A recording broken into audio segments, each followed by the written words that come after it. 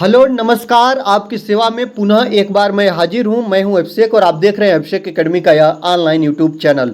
दोस्तों, आज की वीडियो में जैसा कि आप लोग जानते हैं यूपी टेट 2026 जो आगामी यूपी टेट जनवरी में जैसा कि आयोग द्वारा नोटिफिकेशन जारी करके बताया गया है कि जनवरी में आपका यूपी टेट कराया जाने वाला है। उसी के क्रम में आज की वीडियो बाल विकास के पेडागोजी से बहुत महत्वपूर्ण होने वाली है। दोस्तों, आज की वीडियो में हम केवल पेडागोजी के प्रश्नों को देखेंगे। ये पेडागोजी के महत्वपूर्ण प्रश्न की वीडियो होगी और वीडियो में पूरे कितने प्रश्न हैं दोस्तों, तो आपको बता दूं वीडियो में पूरे 30 प्रश्न हैं और 30 प्रश्न को एनालिसिस के माध्यम से हम देखेंगे। ठीक है, हम देखेंगे प्रश्न कैसे पूछे जाते हैं और उस प्रश्न से हम आंसर को कैसे ढूंढते हैं। और पेडागोजी के प्रश्न काफी आसान होते हैं, केवल एक सतर्कता बरतनी होती है। ठीक है, आप एक्टिव तरीके से अगर सतर्कता बरत दिए तो आप पेडागोजी के सारे प्रश्न सॉल्व कर ले जाएंगे। ठीक है, तो आज की वीडियो का पहला प्रश्न याद रखेंगे। आज की वीडियो का पहला प्रश्न देखेंगे दोस्तों कि निम्नलिखित में से कौन सा बाल विकास का एक सिद्धांत नहीं है। यही बताना है दोस्तों कि बाल विकास का सिद्धांत कौन सा नहीं है।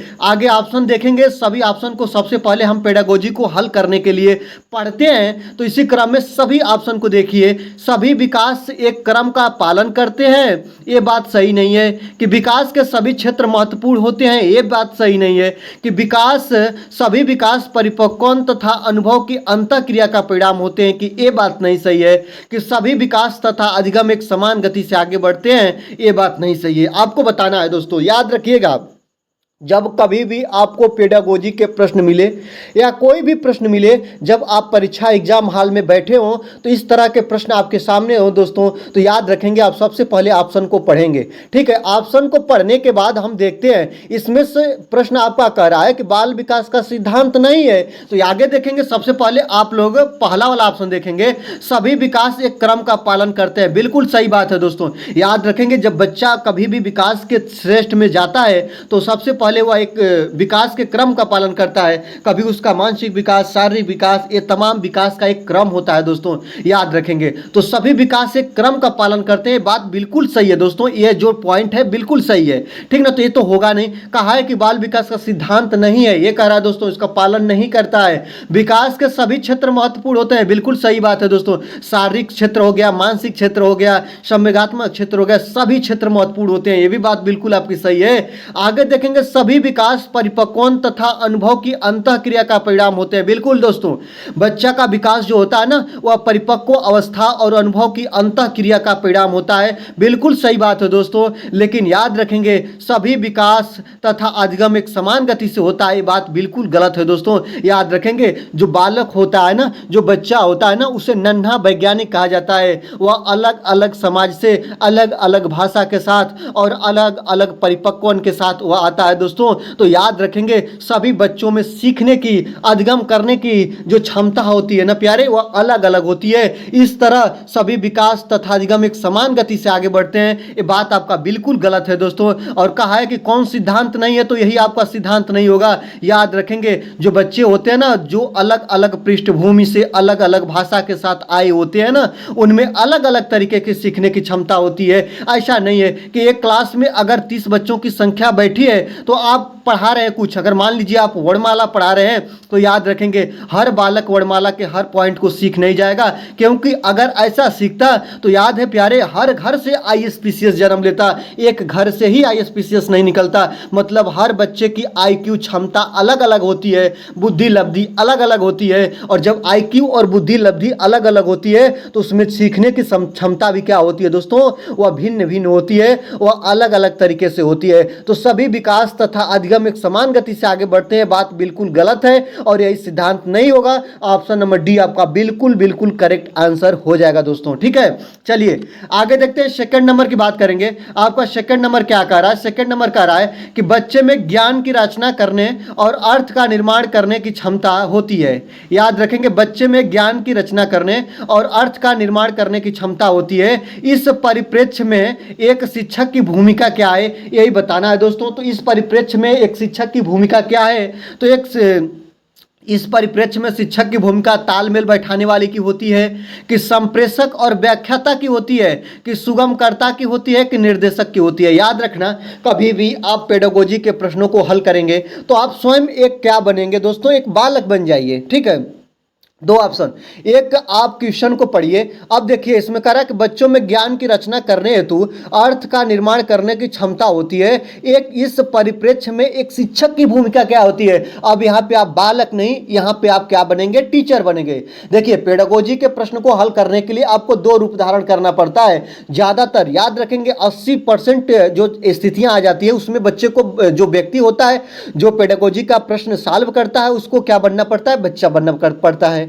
और सेकंड स्थिति आती है कि उसे टीचर बनना पड़ता है। अगर आप एक टीचर हैं तो बच्चों का ज्ञान निर्माण आप करा रहे हैं तो आपको मतलब समझ में आएगा कि आप बच्चे के साथ कैसा तालमेल रख रहे हैं। आप तो तालमेल बिठाने वाला आप हैं कि संप्रेषक की व्याख्याता हैं कि सुगमकर्ता हैं कि निर्देशक हैं। याद रखना, अगर किसी छत के नीचे किसी क्लास में किसी कक्षा में कोई बच्चा पढ़ रहा है ना, तो अगर आप एक टीचर है ना, अगर बच्चा क्या कर रहा है दोस्तों, पढ़ रहा है और आप एक टीचर के अकॉर्डिंग वहां पे खड़े हैं ना, तो आप उसको क्या करेंगे, आसानी देने के लिए, आप उसको उसकी चीजें सरल बनाने के लिए, आप उसकी चीजों को उसको सहायता पहुंचाने के लिए, चीजों को आसानी से सीखने के लिए सुगमकर्ता की आप तालमेल बिठाते हैं। याद रखेंगे सुगमकर्ता आप बनने की कोशिश करते हैं। और तालमेल बिठाने वाले ये जो पॉइंट है ना, बहुत लोग जाएंगे, लेकिन याद रखना बच्चों के बीच आप तालमेल नहीं बैठाने के लिए कक्षा में, आप बच्चे को जो चीजें सीखने में बच्चे को कठिनाई हो रही है ना, उस कठिनाई को दूर करने के लिए, उस कठिनाई को सुगम बनाने के लिए आप एक सुगमकर्ता का रोल अदा करेंगे। ऑप्शन नंबर सी आपका बिल्कुल बिल्कुल करेक्ट आंसर हो जाएगा। व्याख्याता अर्थात लेक्चर का आप रोल अदा नहीं करेंगे दोस्तों। बच्चे को कभी निर्देशन नहीं देना है, इस बात को याद रखना। तालमेल बिठाने वाले की बात अगर आए, अगर हमको सुगम करता नहीं ऑप्शन में होता तब तो मैं तालमेल बिठाने वाले के साथ जाता, इस बात को याद रखेंगे। ठीक है, आगे देखते हैं 3 नंबर की बात करेंगे। बच्चे के बाद बच्चे केवल दे दिया, बच्चे होते क्या है यही बताना है दोस्तों। बच्चे जिज्ञासु प्राणी होते हैं जो अपने चारों ओर के जगत को खोजने के लिए अपने ही तर्कों और क्षमता का उपयोग करते हैं। चलिए बात तो कुछ सही है। चलिए आगे ऑप्शन देखते हैं। चिंतन में वयस्कों की भांति ही होते हैं, ज्यों ज्यों ये बड़े होते हैं उनके चिंतन में गुणात्मक वृद्धि होती है। ये बात सही है कि रीते बर्तन के समान होते हैं जिसमें बड़ों के द्वारा दिया गया ज्ञान भरा जाता है, और निष्क्रिय जीव होते हैं जो प्रदत्त सूचना को ज्यों का त्यों ही प्रतिलिपि के रूप में प्रस्तुत कर देते हैं। तो बच्चे क्या होते हैं यही बताना है दोस्तों, याद रखना।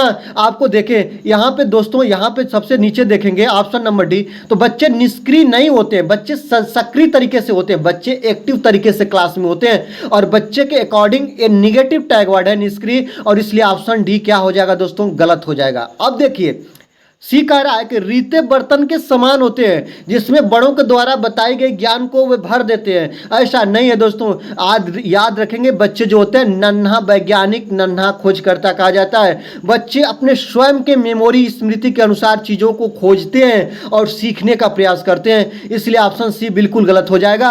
बी नंबर देखिए, चिंतन में वयस्कों की भांति ही होते हैं, ज्यों ज्यों वे बड़े होते हैं उनके चिंतन में गुणात्मक वृद्धि होती है। याद रखना चिंतन जैसी वयस्कों की भांति ये इंपॉर्टेंट पॉइंट होगा ही नहीं। याद रखना हमको क्या सही मिल रहा है दोस्तों, बच्चे जिज्ञासु होते हैं। जिज्ञासु का मतलब होता है सीखने के लिए इच्छुक। याद रखेंगे यहाँ पे जिज्ञासु प्राणी होते हैं जो अपने चारों ओर के जगत को खोजने के लिए अपने ही तर्कों और क्षमताओं का उपयोग करते हैं। वे बच्चे को कहा गया है नन्हा वैज्ञानिक। बच्चा स्वयं में एक वैज्ञानिक है, स्वयं में एक खोज करता है। बच्चा अपने पर्यावरण से, अपने समाज से, अपने लोगों से, अपने माता से, अपने पिता से बच्चा सीखता है। याद रखेंगे बच्चा जिज्ञासु प्राणी होता है और चीजों को खोजने में विकार रखता है, एक सबल रखता है। ऑप्शन नंबर क्या हो जाएगा दोस्तों, ऑप्शन नंबर आपका ए बिल्कुल बिल्कुल करेक्ट आंसर हो जाएगा। आप देखे भी होंगे अगर आपको ऐसे आ जाए परीक्षा में तो आप ऑप्शन नंबर ए के साथ जाएंगे। बच्चा चिंतन करे, बच्चा दूसरे का ही सीख कर रहे, ऐसा तो होगा नहीं। रीते बर्तन के समान जैसा उसको बता देंगे वैसा उसमें भर जाएगा, ऐसा तो होगा नहीं। बच्चा निष्क्रिय तो होता नहीं, बच्चा क्लास में जब एक्टिव होता है, सक्रिय होता है तो बच्चा सीखता है। ये सब चीजों को ध्यान रखेंगे। ठीक है, चलिए आगे देखते हैं। बच्चे को समूह कार्य देना एक प्रभावी शिक्षण रणनीति है, क्योंकि याद रखेंगे बच्चे को समूह कार्य का मतलब होता है कि एक क्लास में एक से अधिक बच्चे बैठे हों और सभी बच्चों को आप एक समूह कार्य दें। यह प्रभावी शिक्षण रणनीति है क्योंकि इसमें शिक्षक का काम कम हो जाता है। ये बात सही है कि छोटे समूह में कुछ बच्चे को दूसरे बच्चों पर हावी होने की अनुमति होती है। ये बात सही है कि सीखने की प्रक्रिया में बच्चे एक दूसरे से सीखते हैं हैं और परस्पर सहायता भी करते हैं। ये बात सही है कि बच्चे अपना काम जल्दी करने में समर्थ हो जाते हैं, ये बात सही है। तो याद रखना, आप एक सफल टीचर बन जाओ भैया।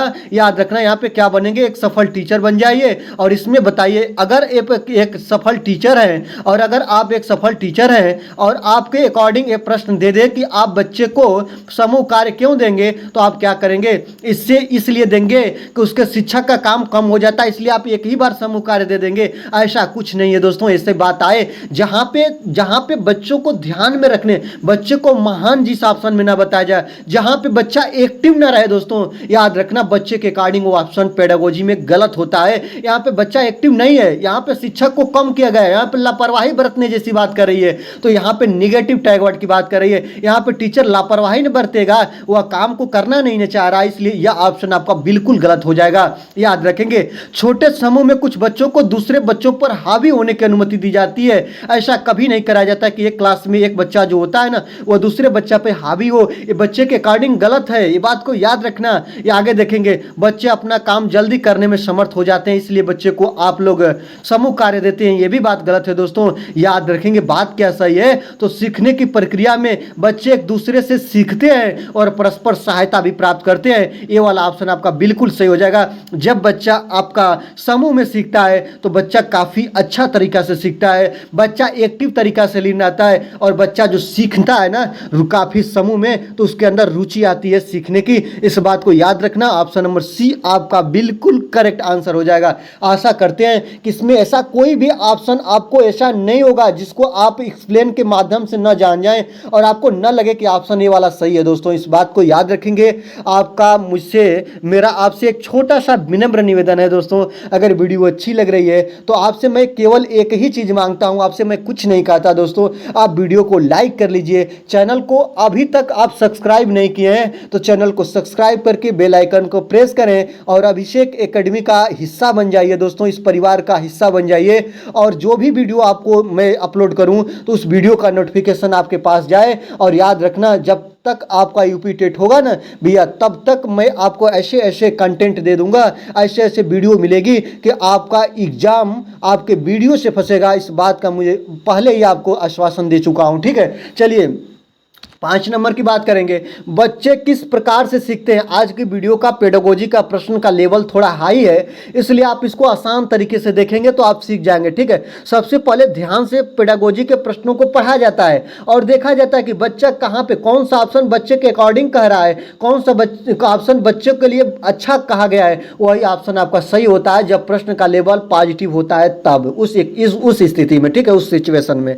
आगे देखते हैं, बच्चे किस प्रकार से सीखते हैं। आगे देखेंगे कि बच्चे जो होते हैं ना वो किस प्रकार से सीखते हैं। नीचे दिए गए कथनों में से कौन सा प्रश्न के विषय में सही नहीं है, यही बताना दोस्तों, सही नहीं है, इसको ध्यान में रखते हुए देखेंगे तो 3 ऑप्शन सही होगा, एक ऑप्शन आपका सही नहीं होगा। बच्चे केवल कक्षा में सीखते हैं कि बच्चे तब सीखते हैं जब वे संज्ञानात्मक रूप से तैयार होते हैं, कि बच्चे अनेक प्रकार से सीखते हैं, कि बच्चे सीखते हैं क्योंकि वे स्वाभाविक रूप से प्रेरित होते हैं। याद रखना। अब चलिए यह ऑप्शन मान लीजिए, यह प्रश्न मान लीजिए आपके सामने आ जाए, आप क्या करेंगे, बच्चे कब सीखते हैं। याद रखेंगे तो बच्चे केवल कक्षा में सीखते हैं। आप बताइए, अगर बच्चे कक्षा में सीखते हैं तो बच्चा का पहला जो विद्यालय होता है वह माँ नहीं होती, परिवार नहीं होता, और पहला टीचर जो होती है वह माँ नहीं होती। इस बात को याद रखना। परिवार और माँ, परिवार जो होता है पहला आपका विद्यालय होता है और माँ जो होती है पहली टीचर होती है, जैसा कि आपको पहले से ही बातों को बताया गया है, ठीक है। तो बच्चे केवल कक्षा में सीखते हैं ऐसा नहीं है दोस्तों। बच्चे आपका खेल के मैदान में सीखते हैं, बच्चे परिवार में सीखते हैं, बड़े बच्चे जो होते हैं अपने बड़े छोटे से सीखते हैं, बच्चे जो होते हैं अपने गांव और समाज से सीखते हैं, बच्चे जो होते हैं आस पड़ोस से सीखते हैं। बच्चे केवल कक्षा में नहीं सीखते हैं। तो बिल्कुल ये बात जो कह रही है ना वह गलत है। तो यही कह रहा है कि इसमें से कौन सही नहीं है, तो ऑप्शन नंबर ए तो बिल्कुल आपका सही नहीं है। इस बात को याद रखेंगे। अब चलिए और इन ऑप्शनों को भी देख लेते हैं। बच्चे तब सीखते हैं जब वे संज्ञानात्मक रूप से तैयार होते हैं। बिल्कुल बात सही कर रहा है दोस्तों। बच्चे अनेक प्रकार से सीखते हैं, सही है दोस्तों। बच्चा अलग धर्म, अलग जाति, अलग मजहब, अलग भेष, अलग भूषा, अलग भाषा से आया हुआ बच्चा अलग अलग प्रकार से सीखता है, तो अनेकों प्रकार से सीखता है, बिल्कुल बात सही है। बच्चे सीखते हैं क्योंकि वे स्वाभाविक रूप से प्रेरित होते हैं, तो जब बच्चे मोटिवेट होते हैं तभी भी बच्चे सीखते हैं, ये भी बात सही है दोस्तों। आंतरिक रुचि के कारण भी बच्चे सीखते हैं, तो बी सी डी आपका बिल्कुल सही है। ऑप्शन नंबर ए आपका बिल्कुल गलत है, और जब ये ऑप्शन गलत है तो यही कहा इसमें से कौन गलत है तो उसी को आप सही मानेंगे, तो इसका आपका करेक्ट आंसर क्या हो जाएगा, ऑप्शन नंबर ए आपका बिल्कुल बिल्कुल करेक्ट आंसर हो जाएगा। ठीक है, चलिए आगे देखते हैं। 6 नंबर की बात करेंगे। सुरेश सामान्य रूप से एक शांत कमरे में अकेले पढ़ना चाहता है, जबकि मदन एक समूह में अपने मित्रों के साथ पढ़ना चाहता है। यह उनके कारण है, में भिन्नता के क्या कारण है दोस्तों, यही बताना है। दो लोग हैं, एक आपका क्या है दोस्तों, सुरेश है, और एक है आपका मदन। क्या उन कौन दोस्तों, याद रखेंगे, यहाँ पे देखेंगे, एक आपका है सुरेश और एक है आपका मदन, याद रखेंगे। दो लोग हैं और एक हैं जो कि सुरेश, याद रखेंगे। सुरेश जो है ना समान रूप से शांत में, अर्थात यह जो वहाँ पे पढ़ना चाह रहे हैं जहाँ पे शोरगुल ना हो, यह जो है ना शांत अवस्था में पढ़ना पसंद कर रहे हैं। और मदन जो है ना दोस्तों वह वहाँ पे पढ़ना पसंद करता है जहाँ पे उसके मित्र हों, जहाँ पे बहुत से लोग हों, जहाँ पे शोरगुल हो रहा हो, वहाँ पे पढ़ना चाह रहा है। ठीक है ना, तो उनके पढ़ने में यह विभिन्नता पाई जा रही है। तो किसके कारण है दोस्तों, तो याद रखेंगे मूल्यों के कारण है, कि इनकी अधिगम शैली है, कि इनकी अभिक्षमता है, कि परावर्तकता स्तर है, याद रखेंगे। तो यह पढ़ने की अपनी अलग अलग क्या है दोस्तों, तो अधिगम शैली है। ऑप्शन नंबर बी आपका बिल्कुल सही हो जाएगा। अधिगम शैली का मतलब होता है सीखने की शैली, याद रखेंगे, सीखने की शैली। अधिगम शैली का मतलब होता है सीखने की शैली, सीखने का प्रकार या सीखने के ये लक्षण है दोस्तों, कि सुरेश जो है ना वो शांत अवस्था में सीखना पसंद कर रहा है, और मदन जो है ना अपने मित्रों के साथ सीखना पसंद कर रहा है। तो जब मित्र होंगे वहाँ पे शोर होगी, तो याद रखना ये साइलेंट में सीखना चाह रहा है और या शोरगुल स्थान पे सीखना चाह रहा है। या दोनों की क्या है दोस्तों, तो ये दोनों की अधिगम शैली है, सीखने की क्षमता है या सीखने के प्रकार हैं। ऑप्शन नंबर बी आपका बिल्कुल बिल्कुल करेक्ट आंसर हो जाएगा, इस बात को ध्यान रखेंगे। ठीक है, चलिए आगे देखेंगे। प्राथमिक विद्यालय के कक्ष के संदर्भ में सक्रिय बद्धता का अर्थ है, तो सक्रिय बद्धता का अर्थ क्या होता है यही देखना है दोस्तों। यहाँ पे देखिए आपके सामने है कि प्राथमिक विद्यालय के कक्षा कक्ष के संदर्भ में सक्रिय बद्धता का मतलब होता है एक्टिवता। तो बच्चा कहाँ पे एक्टिव तरीके से काम कर रहा है, यही ऑप्शन आपको चुनना है। एक्टिव का मतलब होता है कि बच्चा कभी भी जैसे कि अपने टाइम को बर्बाद न करे, स्पेंड न करे। अगर वह क्लास में है तो क्लास की कही गई हर बातों को एक्टिव तरीके से ले रहा है, यही बात है दोस्तों। जिसको आप एक्टिव को क्या बोलते हो, सक्रिय बोलते हो। बच्चा सक्रिय है। अगर बच्चे को आपने बोल दिया कि क फर आपका कमल होता है, तो आप तुरंत बच्चा सीख गया कि क से कमल की उत्पत्ति होती है, ये बात याद रखना। ठीक ना, तो ऐसे याद रखेंगे कौन सा ऑप्शन है जो कह रहा है, याद रखना। इसमें आप लोग ऑप्शन देखेंगे तो पहला है कि याद करना, प्रत्यास्मरण और सुनाना। यहाँ पे बच्चा एक्टिव तरीका से है कि शिक्षक का अनुकरण और नकल करना, बच्चा इस ऑप्शन में एक्टिव है। कि आपका जांच पड़ताल करना, प्रश्न पूछना और वाद विवाद करना, यहाँ पे बच्चा एक्टिव है। कि आपका शिक्षक द्वारा दिए गए उत्तरों को नकल करना, यहाँ पे बच्चा एक्टिव है। याद रखना चारों ऑप्शन आपके लिए ध्यान दे होगा, लेकिन इस प्रश्न को हल करने के लिए आपको क्या करना होगा दोस्तों, इस प्रश्न को हल करने के लिए देखना होगा कौन सा ऐसा ऑप्शन है जहां पे बच्चा बहुत एक्टिव तरीके से, बच्चा जहां पे सबसे ज्यादा जिस ऑप्शन में सक्रिय हो वही ऑप्शन आपका सही होगा। याद रखना, यहाँ पे देखिएगा जांच पड़ताल करना, प्रश्न पूछना और वाद विवाद करना, यह जो ऑप्शन है ना इसमें बच्चा जो है ना सबसे ज्यादा एक्टिव है। ऑप्शन नंबर सी आपका बिल्कुल करेक्ट आंसर हो जाएगा। आप देखिए डिस्कशन कर ले रहे हैं, एक्सप्लेन कर दे रहे हैं आपको। शिक्षक द्वारा दिए गए उत्तर को अगर बच्चा नकल के माध्यम से पढ़ लेगा या अपने कॉपी में बुक में नोट कर लेगा, तो यहाँ पे बच्चा एक्टिव थोड़े नहीं होगा। वह तो दूसरे की कही गई बातों को, टीचर की कही गई बातों को वह टीचर बता रहा है ब्लैक बोर्ड पे कि बच्चा ये चीज़ होता है, वह बच्चा उसको नोट कर ले रहा है, या जो बता रहा है उसको बच्चा नकल कर ले रहा है, तो उतना तो एक्टिव नहीं होगा। ऑप्शन नंबर डी तो उतना तो एक्टिव नहीं होगा। जब हमको सी नहीं मिलता तब तो डी के साथ जाते।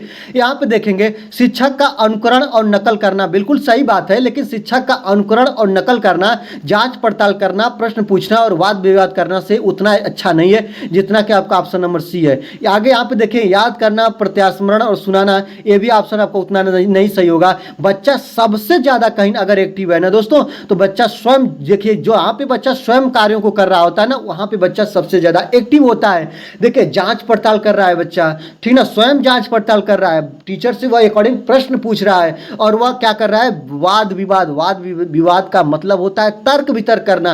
किसी चीज के, किसी समस्या पे अगर उसको बातें समझ में नहीं आ रही है तो टीचर से वह तर्क वितर्क कर रहा है। तो ऑप्शन नंबर सी आपका बिल्कुल करेक्ट आंसर हो जाएगा। ठीक है, आपसे मेरा एक छोटा सा विनम्र निवेदन पुनः रहेगा दोस्तों, अभी तक आपने वीडियो को लाइक नहीं किया है तो वीडियो को आप लाइक कर लेंगे और पूरी 30 प्रश्नों की वीडियो लास्ट तक देखेंगे और अपना प्यार हमको देंगे दोस्तों। आपका प्यार मुझे बस वो लाइक के माध्यम से मिलता है दोस्तों। आप लाइक करके आप हमको सपोर्ट करेंगे, जिससे मुझे लगे कि ये वीडियो आपके लिए मैं जो लाया हूँ काफ़ी मददगार है। पेडागोजी के प्रश्न आपको अच्छे लग रहे हैं, लेवल थोड़ा हाई है, लेकिन मैं इससे प्रश्नों को स्किप नहीं कर रहा हूँ दोस्तों। कोई भी प्रश्न नहीं है कि जिसको मैं स्किप करके आगे बढ़ जाऊँ, सभी प्रश्नों को एक्सप्लेन करके आपको बता रहा हूँ दोस्तों, तो इसलिए आप ध्यान से देखते चलेंगे। 8 नंबर की बात करेंगे, बच्चे तब सर्वाधिक सृजनशील, याद रखेंगे, बच्चे तब सर्वाधिक सृजनशील होते हैं जब वे किसी गतिविधि में भाग लेते हैं। तो किस गतिविधि में भाग लेते हैं तो सृजनशील होते हैं, वही एक्टिवता वाली बात रखेंगे। शिक्षक की डांट से बचने के लिए, दूसरों के सामने अच्छा करने के दबाव में आकर, अपनी रुचि से, कि पुरस्कार के लिए। अब देखना, मैं तो बार बार कहता हूं कि पेडागोजी आपको हल करनी है ना, तो बच्चे को महान बता दो भैया। और इसमें याद रखना, बच्चे को कौन डांटेगा, जब बच्चा महान है ना तो बच्चे को कोई डांट नहीं सकता। बच्चे को डांटना नहीं, मारना नहीं, फटकारना नहीं, बच्चे को दबाव नहीं बनाना, बच्चे को क्लास से अलग नहीं बैठाना, बच्चे को वेशभूषा आधार पर उसको मारना, पीटना, डांटना, फटकारना, ये सब कुछ नहीं करना है दोस्तों, याद रखना। तो याद रखिएगा, बच्चे तब सर्वाधिक सृजनशील होते हैं जब वे गतिविधि में भाग लेते हैं। शिक्षक के डांट से बचने के लिए ऐसा नहीं है दोस्तों, बच्चे को डांटना नहीं है, बच्चे के ऊपर दबाव कभी नहीं बनाना है, बच्चे को आप दबाव नहीं बना सकते। पुरस्कार के लिए बच्चा ऐसा नहीं करता। जब बच्चा आंतरिक या बाह्य रूप से मोटिवेट होता है, बच्चे के अंदर रुचि होती है कि मैं सीख लूँ चीज़ों को, तो याद रखना तब बच्चा क्या होता है, एक्टिव तरीके से क्लास में सीखता है या सीखने का प्रयत्न करता है। ऑप्शन नंबर सी आपका बिल्कुल करेक्ट आंसर हो जाएगा। इस बात को आप लोग ध्यान रखेंगे, इस बातों को आप समझेंगे। ठीक है, चलिए आगे देखते हैं। भारत में अधिकांश कक्षाएं बहुभाषी होती हैं और इसे शिक्षक द्वारा डांट के रूप में देखा जाना चाहिए। परेशानी के रूप में, कि समस्या के रूप में, कि संसाधन के रूप में, कि बाधा के रूप में। याद रखना दोस्तों, भारत में जो कक्षाएं होती हैं, जो क्लास रूम होता है दोस्तों, ये जो क्लास रूम होता है ना, यह बहुभाषी होती है। बहुभाषी का मतलब होता है बहुत सी भाषा बोलने वाले इसमें बच्चे होते हैं। जो इनका लैंग्वेज होता है, जो इनका भाषा होता है, वह अलग अलग प्रकार का होता है। डिफरेंस प्रकार की भाषाएं होती है। जो एक कक्षा में अलग अलग जाति, अलग अलग मजहब से बच्चा आता है। कोई आपका मराठी बोलता है तो कोई आपका हिंदी बोलता है, कोई आपका कन्नड़ बोलता है तो कोई आपका इंग्लिश बोलता है, कोई आपका मलयालम बोलता है, कोई आपका हरियाणवी बोलता है, कोई राजस्थानी बोलता है। आपका अलग अलग संस्कृति से आया हुआ बच्चा अलग अलग भाषा का प्रयोग करता है। तो शिक्षक को इस भाषा को किस रूप में देखे जाना चाहिए, याद रखेंगे, परेशानी के रूप में आप देखेंगे, कि समस्या के रूप में देखेंगे, कि संसाधन के रूप में देखेंगे, कि बाधा के रूप में देखेंगे। याद रखना, जो बच्चा अपना पढ़ने के लिए क्लास में आता है, चीज़ों को मैं बताते चलूँ, उसको आप मातृभाषा को, उसका आप बच्चा सबसे पहले किस भाषा में सीखना पसंद करता है, तो मातृभाषा में। ये बात याद रखना, मातृभाषा उसको कहते हैं कि जो बच्चा अपने समाज से, अपने माता से, अपने पिता से, अपने परिवार से सीख कर आता है, वह उसकी मातृभाषा कहलाती है। याद रखना, और विद्यालय की भाषा अलग है, मातृभाषा अलग है, बच्चे की क्षेत्रीय भाषा अलग है। तो बच्चे के क्षेत्रीय भाषा, मातृभाषा और विद्यालयी भाषा, जो भी कुछ भाषा है, उसको आप परेशानी के रूप में नहीं देखेंगे। याद रखना, उसको समस्या के रूप में नहीं देखेंगे, उसको बाधा के रूप में नहीं देखेंगे, उसको आप संसाधन के रूप में देखेंगे। और उसके भाषा से, उसके मातृभाषा को आप मुख्य मान के उसको आप क्या करेंगे दोस्तों, सिखाएंगे। ऐसा नहीं करेंगे कि उसके ऊपर दबाव बनाएंगे, उसको आप बाधा के रूप में देखेंगे, समस्या के रूप में देखेंगे, परेशानी के रूप में नहीं देखेंगे। बहुभाषकता जो होती है ना, वह क्लास को एक संसाधन के रूप में देखती है। ऑप्शन नंबर सी आपका बिल्कुल करेक्ट आंसर हो जाएगा। ठीक है,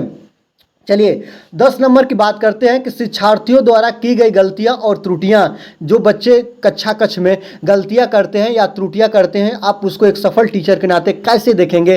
तो बच्चे को कमजोर अथवा उत्कृष्ट चिन्हित करने के अच्छे अवसर होते हैं। ये आपका सही आंसर है कि शिक्षक और शिक्षार्थियों की असफलता के सूचक होते हैं, कि उसके चिंतन को समझने के अवसर के रूप में देखी जानी चाहिए, कि कठोरता से निपटाई जानी चाहिए। ये बात याद रखना। अगर कक्षा कक्ष में बालक गलती कर रहा है, याद रखना कि बालक क्या कर रहा है, मैं कह दूं कि 5+3 = बालक क्या लिख दे रहा है, मैं कह रहा हूं कि 5+3 को जोड़िए, और बच्चा क्या कर रहा है, 5+3 को जोड़कर वह कह दे रहा है कि 5+3 जोड़ेंगे तो 2 हो जाएगा। तो ये क्या है दोस्तों, एक गलत है, याद रखना एक गलत है। तो आप बताएंगे अगर ये बच्चा ऐसे कर रहा है, ऐसे गलत कर रहा है, तो आप टीचर हैं, तो टीचर अकॉर्डिंग आप क्या करेंगे दोस्तों? तो बच्चों को कमजोर अथवा उत्कृष्ट चिन्हित करने का आपको अवसर मिल जाएगा, ये वाला काम करेंगे।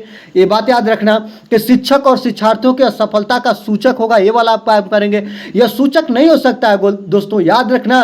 जो बच्चा गलती करता है ना, उसको आप अवसर के रूप में देखेंगे, कठोरता से इसको आप निपटाएंगे नहीं, इसको आप ध्यान देंगे कि बच्चा कहां पे गलती कर रहा है। आप तो बच्चे को गलती करने के जानकारी को आपने ढूंढ लिया ना, आपको तो अवसर मिल गया ना कि बच्चा 5+3 को जोड़ नहीं रहा है। बच्चे को क्या नहीं ज्ञान है दोस्तों, सक्रियता का ज्ञान नहीं है, मतलब उसको चिन्ह के बारे में नहीं पता है कि धन का मतलब क्या होता है, माइनस का मतलब क्या होता है, और गुणा का मतलब क्या होता है, और भाग का मतलब क्या होता है। उसको सबसे पहले हम सक्रियाओं को सिखाएंगे, तब बच्चा समझ जाएगा कि 5 और 3 को जोड़ा जाता है, घटाया नहीं जाता है, और तब इसको 8 रखा जाता है। जब बच्चा क्लासरूम में गलती करता है ना, तो उसको आप संसाधन के रूप में लेंगे, उसको आप अवसर के रूप में लेंगे, और उसको देखेंगे कि बच्चा कहाँ पे गलती कर रहा है। और बच्चा जब गलती कर रहा है तो उसको आप गलती को पहचान के और गलती को सिखाने का प्रयास करेंगे। उसके ऊपर आप दबाव नहीं बनाएंगे, कठोरता से उसको निपटाएंगे नहीं, उसको दंड नहीं देंगे, सजा नहीं देंगे, उसको मारे पीटेंगे नहीं, क्लास से अलग बैठाएंगे नहीं, उसको चिन्हित नहीं करेंगे, असफलता का सूचक नहीं मानेंगे। दोस्तों ये सब चीज़ नहीं करेंगे, इस बात को याद रखिएगा, ठीक है।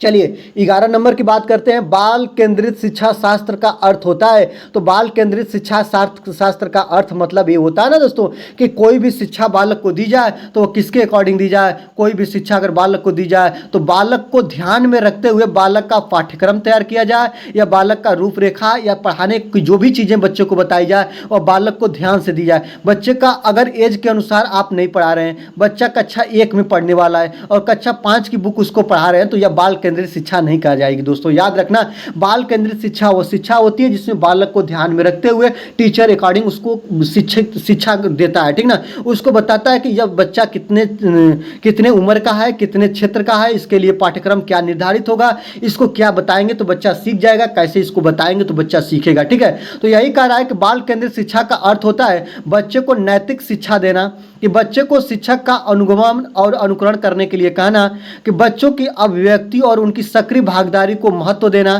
कि बच्चे को पूर्ण रूप से स्वतंत्रता देना। याद रखना, जब ऐसे आपको आए ना दोस्तों, तो याद रखना कि बाल केंद्रित शिक्षा का मतलब होता है कि बच्चों को अभिव्यक्ति और उनकी सक्रिय भागीदारी को महत्व देना। याद रखना, ऑप्शन नंबर सी आपका बिल्कुल सही हो जाएगा, इस बात को याद रखना। नैतिक शिक्षा से मतलब होगा नहीं, बच्चों को शिक्षा का अनुगमन और अनुकरण करने के लिए कहना, ऐसा आप कुछ कहेंगे नहीं। बच्चे को उसकी अभिव्यक्ति का मतलब होता है उसके विचार रखने के लिए आप सक्रिय भागीदारी को उसको महत्व देंगे। सक्रिय भागीदारी का मतलब है दोस्तों कि कक्षा कक्ष में बच्चा एक्टिव रूप से सीखे, एक सफल तरीके से सक्रिय तरीके से सीखे, आप इसको महत्व देंगे। ऑप्शन नंबर सी आपका बिल्कुल करेक्ट आंसर हो जाएगा, इस बात को याद रखना, ठीक है। अगर ऑप्शन नंबर सी नहीं होता तब ना हम डी के साथ जाते हैं कि बच्चों को पूर्ण रूप से आप स्वतंत्रता देंगे। नहीं, बच्चों को आप ये क्लियर करेंगे कि बच्चा आसानी तरीके से, एक्टिव तरीके से क्लास में बैठा है, वो अपने को फ्रीडम महसूस कर रहा है कि नहीं कर रहा है। अब देखिए, बच्चा स्वतंत्र रहेगा तभी तो अपनी अभिव्यक्ति को देगा। तो याद रखना, डी से अच्छा आपका सी ऑप्शन होगा, इसलिए आपका सी आप बिल्कुल करेक्ट आंसर हो जाएगा, ठीक है।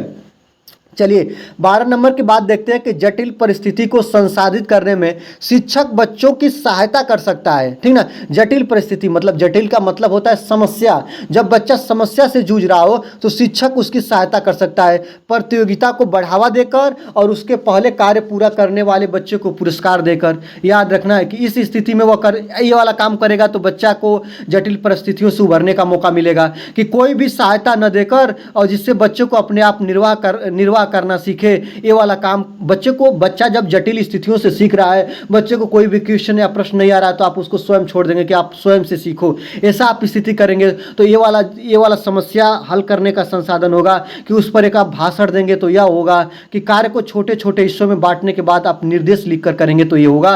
याद रखना, जब बच्चा किसी पर जटिल स्थिति से गुजर रहा है तो आप उसको पुरस्कार देके या पहले कार्य पूरा करने वाले बच्चे को कहकर ऐसा आप कुछ नहीं करेंगे जिससे बच्चों के बीच क्या हो दोस्तों, बच्चों के बीच एक कंपटीशन का भाव जगे। याद रखना कि कंपटीशन का भाग जो जगाना होता है ना, यह बिल्कुल गलत होता है। आप बच्चों के बीच कंपटीशन का भाव नहीं उत्पन्न कर सकते, इस बात को आप ध्यान रखेंगे।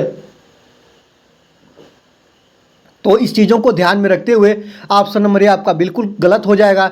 कोई भी सहायता न देकर जिससे बच्चे अपने आप निर्वाह करना सीखें, ये भी आपका बिल्कुल गलत हो जाएगा। बच्चा तो कठिन है ना, जटिल परिस्थिति में है ना, वह समस्या से जूझ रहा है ना, तो आप क्या करेंगे, ये भी बिल्कुल गलत ऑप्शन हो जाएगा। उससे आप भाषण लेक्चर नहीं देंगे दोस्तों। याद रखना, वह देखेंगे कि आप सबसे पहले देखेंगे कि बच्चा किस जटिल परिस्थिति से जूझ रहा है और कैसे जूझ रहा है। उसके कार्यों को आप क्या करेंगे, कार्य को छोटे छोटे हिस्सों में आप बांटेंगे और उसको आप निर्देश लिखेंगे। याद रखना, निर्देश लिखने का मतलब होता है दोस्तों कि अगर आप देखेंगे कि बच्चा किस समस्या से जूझ रहा है, उस समस्या के संबंधित बच्चे को आप हिंट देंगे। निर्देश लिखने का मतलब होता है हिंट देना, और हिंट देंगे जिससे बच्चा उस चीज़ों को सीख जाए और उस चीज़ों को करने में उसे मदद मिले। ऑप्शन नंबर डी आपका बिल्कुल करेक्ट आंसर हो जाएगा। ठीक है, देखिए लंबा वीडियो हो रही है, इसलिए आपसे चाहूँगा कि अब हम थोड़े वीडियो को स्टार्ट करके तेज़ी से आगे बढ़ रहे हैं कि जब शिक्षार्थियों को समूह में किसी समस्या पर चर्चा का अवसर दिया जाता है तब उनके सीखने का बेहतर होता है,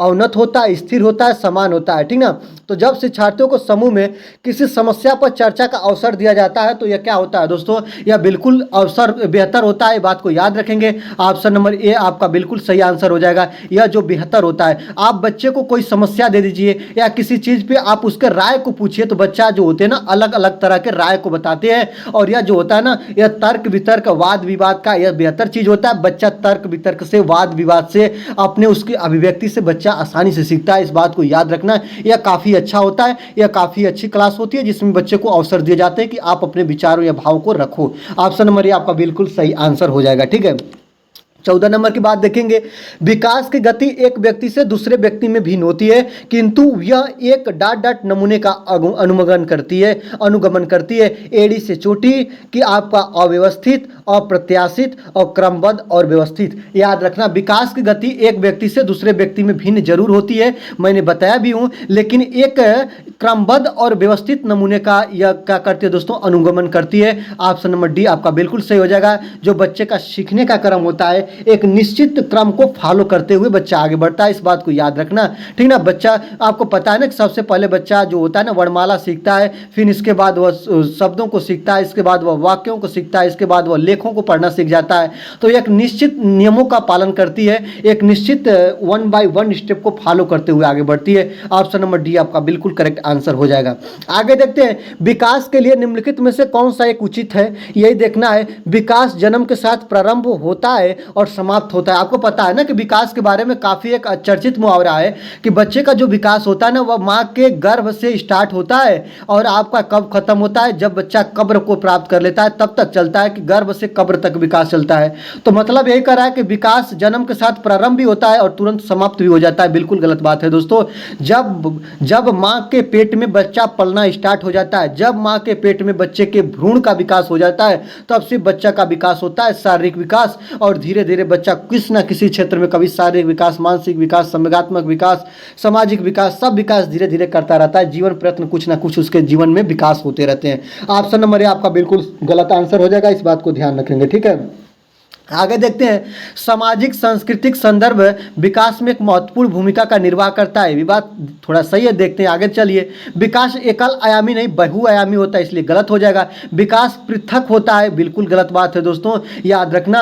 15 नंबर ऑप्शन आप लोग क्वेश्चन आप देखेंगे, विकास के लिए निम्नलिखित में से कौन सा एक उचित संदर्भ है, तो सामाजिक सांस्कृतिक संदर्भ विकास में एक महत्वपूर्ण भूमिका निर्वाह करते हैं। ऑप्शन नंबर बी आपका बिल्कुल सही हो जाएगा। सामाजिक सांस्कृतिक संदर्भ का मतलब होता है कि बच्चा जो होता है ना समाज से, अपने बड़े छोटों से, अपने समाज के हिस्सों से वह बच्चों से सीखता है। और याद रखना, सामाजिक सांस्कृतिक संदर्भ जो होता है विकास के विकास के बच्चों के विकास में एक महत्वपूर्ण भूमिका निर्वाह करता है। ऑप्शन नंबर बी आपका बिल्कुल बिल्कुल करेक्ट आंसर हो जाएगा, इसको आप ध्यान रखेंगे।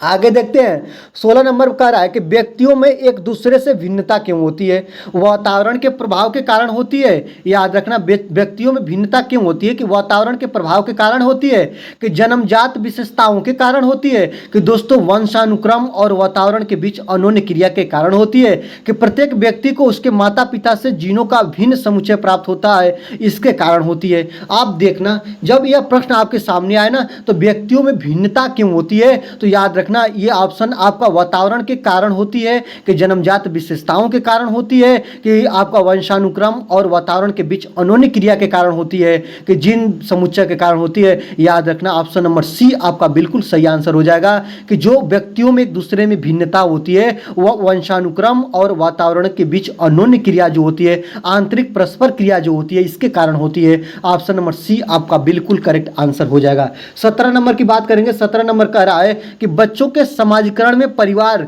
किसकी भूमिका निभाता है? कम महत्वपूर्ण होता है, कि रोमांचकारी होता है, कि मुख्य होता है, कि गौड़ को होता है? हमारा ऐसा कोई भी भाई बहन नहीं होगा जो इसको नहीं कर पाए कि बच्चों के समाजीकरण में, समाजीकरण का पहला जो स्थान होता है वो क्या होता है दोस्तों? परिवार होता है। क्या होता है दोस्तों? परिवार होता है। यहाँ से बच्चा समाजीकरण को सीखता है, एक दूसरे के साथ कैसे रहना है, समाज में कैसे बिहेव करना है, एक दूसरों के साथ कैसे उठना बैठना बात व्यवहार करना है। तो बच्चों के समाजीकरण में परिवार जो होता है ना, वो मुख्य भूमिका निभाता है। ऑप्शन नंबर सी आपका बिल्कुल करेक्ट आंसर हो जाएगा। आगे देखते हैं 18 नंबर की बात कर रहा है। 18 नंबर कह रहा है कि निम्नलिखित में से कौन सी स्थिति बाल केंद्रित कक्षा कक्ष को प्रदर्शित कर रही है? देखेंगे कौन सी ऐसी कक्षा है ना जो बाल केंद्रित शिक्षा को दे रही है, बालक को ध्यान में रखते हुए कर रही है, बच्चा के लिए काफ़ी अच्छा कर रही है, वही देख रहे हैं दोस्तों। एक कक्षा जिसमें शिक्षिका नोट लिखा देती है और बच्चे जो होते हैं उन्हें याद कर लेते हैं। आपको पता है ना, मैंने तो बार बार कहा कि बच्चे को कभी आप नोट लिखा दीजिए और बच्चा उसे याद करे, आप उसको लर्निंग कराइए, आप रटवाइए, बिल्कुल गलत बात है दोस्तों, ये आपका गलत हो जाएगा। एक कक्षा जिसमें पाठ्य पुस्तक एकमात्र संसाधन होता है जिसका संदर्भ शिक्षिका देती है। याद रखना, एक कक्षा जिसमें पाठ्य पुस्तक एकमात्र संसाधन होता है, केवल बच्चा कक्षा में एक पुस्तक से सीखता है। कक्षा में बच्चा जो होता है ना, ब्लैक बोर्ड से सीखता है, पुस्तक से सीखता है, टीचर कही गई बातों से सीखता है। जो कक्षा कक्ष में एक से अधिक बालक होते हैं वो समूह में सीखता है, ये सब चीज़ों से सीखता है। एकमात्र सीखने का स्रोत साधन सोर्स आपका ये नहीं होता है कि एक पुस्तक ही होती है। ऑप्शन नंबर बी भी आपका क्या हो जाएगा? बिल्कुल गलत हो जाएगा। एक कक्षा जिसमें शिक्षार्थी समूह में बैठे हैं और शिक्षिका बारी बारी से प्रत्येक समूह में जा रही है, और एक कक्षा जिसमें शिक्षार्थियों का व्यवहार शिक्षिका द्वारा दिए जाने वाले पुरस्कार और दंड से संचालित हो। बच्चे को मारना पीटना दंड देना ऐसा नहीं है दोस्तों। याद रखना ऑप्शन नंबर सी जो है ना, यह बाल केंद्रित शिक्षा को दर्शा रही है कि बच्चा एक समूह में एक साथ समावेशी शिक्षा की तरह एक छत के नीचे बैठे हुए हैं, और जो शिक्षिका है ना वो लाइन बाय लाइन बच्चे बैठे हुए हैं, और शिक्षिका है ना वह प्रत्येक बच्चों से 1 बाय 1 करके बारी से क्या करे दोस्तों? प्रत्येक समूह में जाके बच्चों से मिल रही है। यह जो है ना वह बच्चों के अकॉर्डिंग अच्छा प्रश्न ऑप्शन है। ऑप्शन नंबर सी आपका बिल्कुल सही आंसर हो जाएगा, इसको ध्यान रखेंगे। आगे देखेंगे 19 नंबर की बात देखेंगे कि भाषा विकास के लिए प्रारंभिक बचपन क्या होता है? कम महत्वपूर्ण काल कहा जाता है, कि अहम महत्वपूर्ण कहा जाता है, कि अति संवेदनशील कहा जाता है, कि निरपेक्ष काल कहलाता है? तो भाषा विकास के लिए जो प्रारंभिक बचपन होता है ना दोस्तों, याद रखेंगे प्रारंभिक बचपन जो होता है ना, वह जो होता है बच्चे के विकास का, जो भाषा विकास होता है ना, बच्चे के भाषा विकास का जो प्रारंभिक बचपन का काल होता है ना, वह महत्वपूर्ण होता है। इस बात को याद रखना। या अति संवेदनशील इसको बोलेंगे या यह महत्वपूर्ण बोलेंगे। याद रखना ऑप्शन नंबर सी आपका बिल्कुल सही हो जाएगा। बच्चे के भाषा विकास की नींव होती है, यहाँ से बच्चे का भाषा विकास स्टार्ट होता है, यहीं से बच्चे के भाषा विकास की नींव पड़ती है। तो यह अति संवेदनशील या महत्वपूर्ण काल के नाम से जाना जाता है। ऑप्शन नंबर सी आपका बिल्कुल करेक्ट आंसर हो जाएगा। 20 नंबर की बात देखेंगे। एक सह शिक्षा कक्षा में लड़के से शिक्षक यह कहता है कि लड़के बनो और लड़कियों जैसा व्यवहार मत करो। या टिप्पणी करना क्या है दोस्तों? जाति भेदभाव का परिचायक है, कि लड़के लड़कियों के साथ व्यवहार का एक अच्छा उदाहरण है, कि लड़के लड़कियों में भेदभाव की रूढ़िबद्ध धारणा को प्रकट कर रहा है, कि लड़कियों पर लड़कों की जीन वैज्ञानिक महत्ता को उजागर करता है। ये बात याद रखना। तो याद रखना एक कक्षा चल रही है और एक क्लास में सभी क्या है दोस्तों? बालक बैठे हुए हैं और उसमें क्या है दोस्तों, उसमें एक उसका शिक्षक है, उसमें एक टीचर है, वह एक किसी लड़के से ही कह रहा होगा कि लड़के जैसा व्यवहार करो, लड़कियों जैसा व्यवहार मत करो। तो यह जाति भेदभाव का परिचायक है दोस्तों कि ये बात याद रखना, ये ऑप्शन आपका सही नहीं होगा, ये ऑप्शन आपका सही नहीं होगा, याद रखना ये भी ऑप्शन सही नहीं होगा। यह जो ना है आपका एक चैप्टर ही है कि रूढ़िबद्ध धारणा, रूढ़िबद्ध धारणा को दर्शा रहा है। उसमें एक रूढ़ी बन चुकी है कि जो बच्चियां होती हैं वह बातचीत करती हैं, बच्चियों का व्यवहार अलग होता है, बच्चों का व्यवहार अलग होता है। यह जो रूढ़िबद्ध धारणा आ रही है कि किचन का काम महिला ही करेंगी, बाहर का काम पुरुष करेंगे, किचन का काम पुरुष नहीं कर सकते हैं। पहले था कि जो बाहर जॉब फैक्ट्री में काम करेंगे वह पुरुष करेंगे, महिला नहीं करेंगी।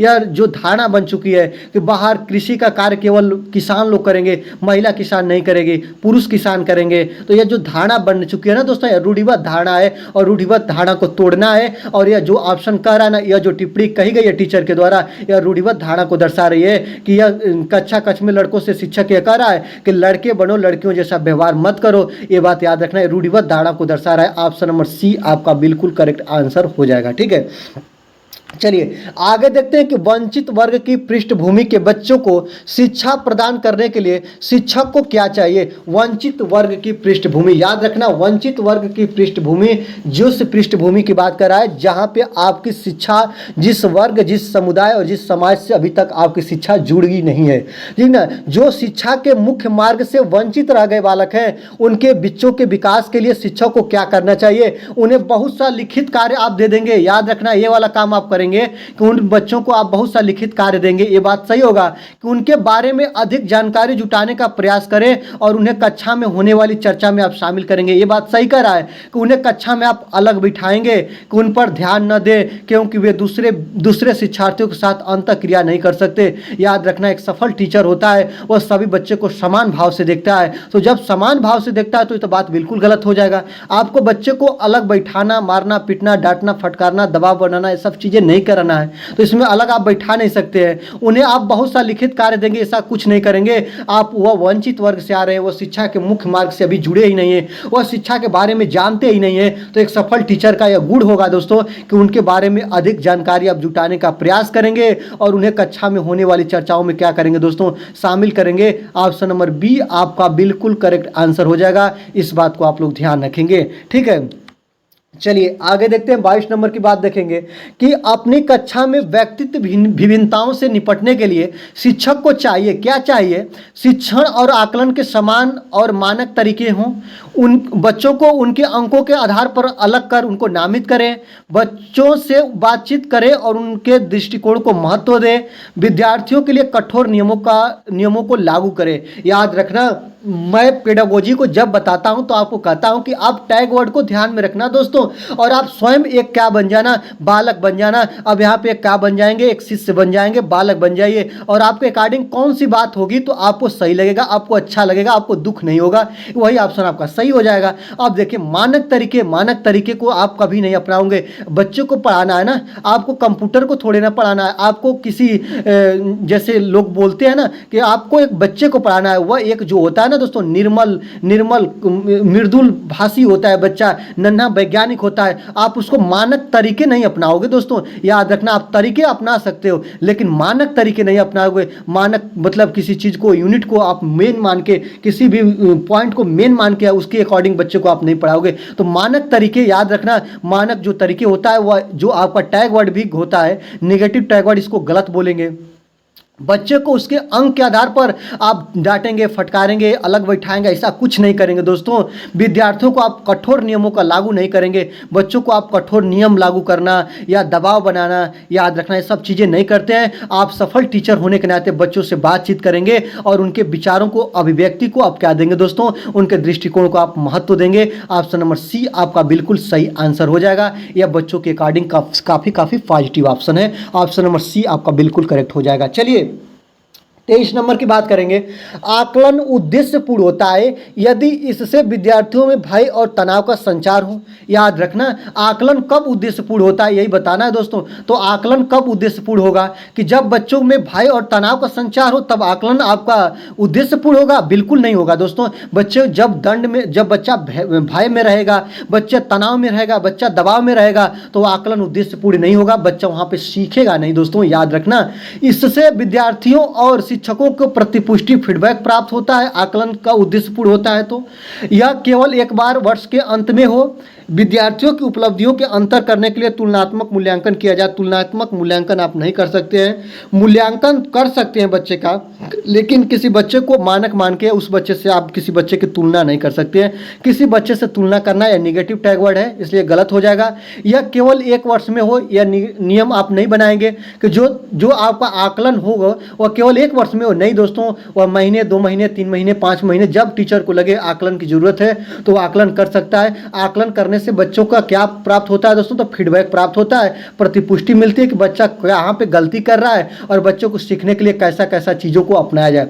तो आकलन क्यों कराया जाता है? कि बच्चा अच्छा तरीका से सीखे, इसलिए आकलन कराया जाता है। बच्चा कहाँ पे सीखने में बच्चे को कठिनाई प्राप्त हो रही है या इसकी जानकारी के लिए शिक्षक क्या करता है? तो आकलन करता है। ऑप्शन नंबर बी आपका बिल्कुल करेक्ट आंसर हो जाएगा, इसको ध्यान रखेंगे। आगे देखते हैं, सुनने में असमर्थ बच्चा, कोई बच्चा है जो सुन नहीं रहा है तो वो क्या करेंगे दोस्तों? श्रवण असमर्थता वाले बच्चों को विद्यालय में ही भेजा जाना चाहिए या नियमित विद्यालय में नहीं जाने योग्य हैं। ऐसा करेंगे दोस्तों कि केवल अकादमिक शिक्षा में लाभ नहीं उठा पाएगा, उसे उसके स्थान पर व्यवसायिक शिक्षा दी जानी चाहिए। नियमित विद्यालय में बहुत अच्छा कर सकता है यदि उसे उपयुक्त सुविधा और साधन उपलब्ध कराया जाए। नियमित विद्यालय में अपने सहपाठियों के समान कभी प्रदर्शन नहीं कर सकेगा। याद रखना, सुनने में जब असमर्थ बच्चा है ना, आप क्या करेंगे? वह बच्चा आपका यहाँ भी पढ़ सकता है, इस बात को याद रखना। केवल आप उसको सुविधा उत्पन्न कराएंगे, उसको सीखने में मदद करें, ये सफल का बेस्ट टीचर का गुण हो तो बच्चा सीख सकता है। याद रखना, ये ऑप्शन आपका बिल्कुल गलत हो जाएगा। केवल अकादमिक में आप उसको भेजेंगे। और याद रखना, ये भी कह रहा है दोस्तों कि आप ऐसे जगह पे भेजेंगे जहां पे श्रवण बाधित बच्चे पढ़ रहे हो। ये भी दोस्तों आपका गलत है, निगेटिव है। ये भी आपका निगेटिव है बच्चे के अकॉर्डिंग, और ये भी आपका निगेटिव है। वह भी बच्चा अन्य बच्चों के जैसा है, वह भी वैसा कर सकता है, इसलिए ऑप्शन नंबर सी आपका बिल्कुल सही आंसर हो जाएगा।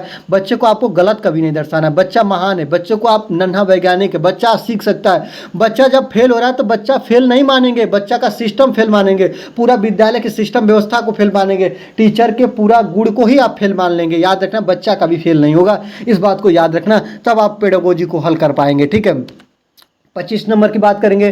25 नंबर कह रहा है कि एक शिक्षिका अपनी प्राथमिक कक्षा में प्रभावी अधिगम को बढ़ा सकती है। कैसे बढ़ा सकती है अधिगम को? याद रखने, सीखने की प्रक्रिया को शिक्षिका कौन सा गुण अपना के अपने कक्षा में बढ़ा सकती है?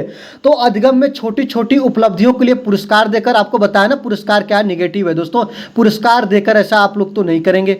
ड्रिल और अभ्यास के लिए दोस्तों याद रखना, ड्रिल और अभ्यास के द्वारा अपने विद्यार्थियों में प्रतियोगिता को प्रोत्साहन देकर विषय वस्तु को विद्यार्थियों के जीवन के साथ संबंधित करके। याद रखना, प्रतियोगिता को प्रोत्साहन कभी नहीं देना है, बच्चों के बीच कंपटीशन को प्रोत्साहन नहीं देना है। ड्रिल और अभ्यास को आप यहाँ पे नहीं उतना प्राथमिकता देंगे जितना आपका ऑप्शन नंबर क्या होगा? ऑप्शन नंबर डी होगा कि विषय वस्तु को जब बच्चे के उसके आंतरिक जीवन या उनके सामान्य जीवन के साथ आप जोड़ के बच्चे को सिखाएंगे तो वह बच्चा वहाँ पे काफ़ी आसानी तरीके से सीखेगा। डी नंबर ऑप्शन आपका बिल्कुल सही आंसर हो जाएगा। अगर बच्चे को आप वाहन का चैप्टर पढ़ा रहे हैं ना, तो आप बच्चे को बताएंगे कि रोड पे जो चलते हैं वो वाहन होते हैं, उसमें 4 चक्के होते हैं, इसमें ईंधन पड़ते हैं, इससे हम इसको संसाधन के रूप में इसका प्रयोग करते हैं, एक स्थान से दूसरे स्थान पर जाने के लिए इसका प्रयोग करते हैं। तो जब बच्चे को उसके जीवन के साथ आप जोड़ के पढ़ाएंगे तो बच्चा उस चीज़ को काफ़ी अच्छा से सीख जाता है, उदाहरण के माध्यम से सीख जाता है। तो ऑप्शन नंबर डी आपका बिल्कुल करेक्ट आंसर हो जाएगा। ठीक है भैया, आगे देखते हैं। 26 नंबर की बात करेंगे। कोई शिक्षिका अपने विद्यार्थियों को क्या कहे कि उन्हें भीतरी प्रेरणा के साथ कार्य करने के लिए प्रोत्साहित कर सके? याद रखना, क्या कहे, कौन सा ऐसा ऑप्शन है जिसमें बच्चे को अभिप्रेरणा मिलेगा?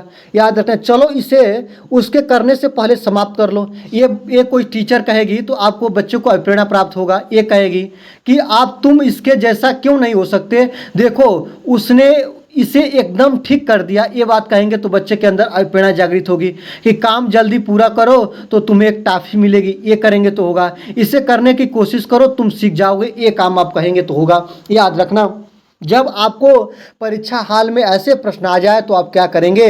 चलो इसे उसके करने से पहले समाप्त कर दें। कभी बच्चों के बीच कंपटीशन जैसी भावना आपको उत्पन्न नहीं करना है। ठीक है, बच्चे को कभी पुरस्कार के लिए आप पढ़ाएंगे नहीं। याद रखना, टॉफी के लिए बच्चे को आप नहीं पढ़ाएंगे। ठीक है, ये बात याद रखना। अब देखिए, बात आ रहा है बी और डी में। याद रखना।